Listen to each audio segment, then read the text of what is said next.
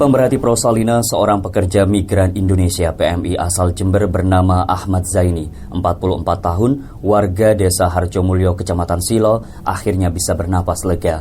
Zaini berhasil menyelamatkan diri dari kasus tindak pidana perdagangan orang atau TPPO oleh agen penyalur PMI ilegal untuk tujuan negara Kamboja.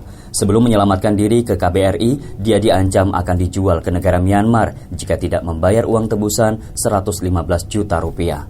Ahmad Zaini menjelaskan ia bekerja sebagai PMI bersama istrinya IP 31 tahun untuk mengubah nasib yang lebih baik. Dia mendapatkan informasi dan iming-iming upah yang tinggi. Namun setelah 2 bulan bekerja, ternyata apa yang dialami berbanding terbalik dengan janji manis para penyalur PMI. Zaini dipekerjakan sebagai scammer situs perjudian di sebuah perusahaan Kamboja dan tidak dibayar sepeser pun. Saat menyatakan akan keluar dari perusahaan untuk pulang ke Indonesia, ia bersama istrinya diancam dengan 2 pilihan, yakni dijual ke negara Myanmar atau membayar uang tebusan 35 juta rupiah per orang. Karena yang hendak keluar dari perusahaan itu 3 orang, yakni Zaini, adiknya Diki, serta istrinya IP, mereka meminta uang tebusan 115 juta rupiah. Zaini sempat mengaku masih akan menghubungi keluarganya di Indonesia untuk membayar uang tebusan, sementara istrinya disandra perusahaan sebagai jaminan untuk membayar uang tebusan.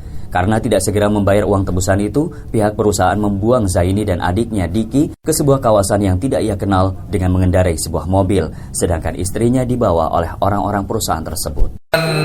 Lantai 6 sama bos besar itu dipanggil. Berarti kalau 3 orang mau pulang, kamu harus sediakan uang 115 juta. Kalau nggak ada uang, istri kamu buat jaminan di sini. Tapi saya bilang ke bos, jangan dipulangin bos, saya minta waktu sampai tanggal 7 bos. Minta waktu untuk hubungin keluarga dulu, saya jangan dijual ke Myanmar. Oke, sampai tanggal 7. Dari itu, anggota Komisi D DPRD Jember, Danis Barli Halim menjelaskan, pemerintah sudah berupaya untuk mencari warga Jember yang menjadi korban TPPO. Selain segera memulangkan korban, Danis juga berharap pemerintah menindak tegas para pelaku TPPO. Selain itu, legislator Partai Nasdem ini mengimbau masyarakat Jember yang hendak menjadi pekerja migran harus memperhatikan negara tujuan, pekerjaan, dan harus berangkat berdokumen resmi.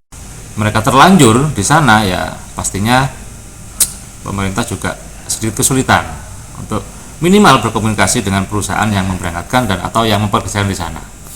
Di hal ini mungkin kedepannya perlu sama-sama kerjasama yang baik antara masyarakat atau calon tenaga kerja dan juga dari pemerintah di sini dinas tenaga kerja terkait untuk sama-sama memahami keadaan negara tujuan, pekerjaan yang akan dilakukan dan juga legal perusahaan yang ada di sana. Terkait yang demikian Jember hari ini, saya Anto, sampai jumpa. Prosalina Stereo.